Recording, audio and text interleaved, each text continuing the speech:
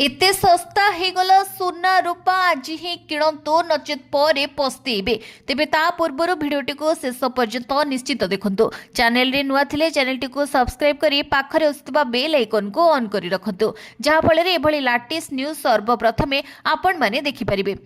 गुरुवार व्यवसाय दिवस रे सोना एवं रूपा मूल्य ह्रास पाई। पूर्व बुधवार मूल्य वृद्धि पाइथिला, किंतु गत सप्ताह रे शुक्रवार ठारू मंगलवार पर्यंत लगातार 3 दिन पर्यंत मूल्य ह्रास पाइथिला।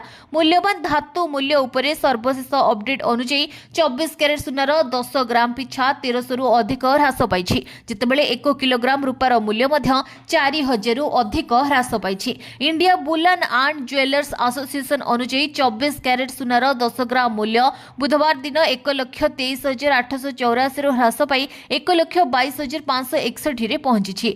सोनार मूल्य गत 24 घंटा मध्य प्रति 10 ग्राम मूल्य रे 1323 टंका ह्रास पाई।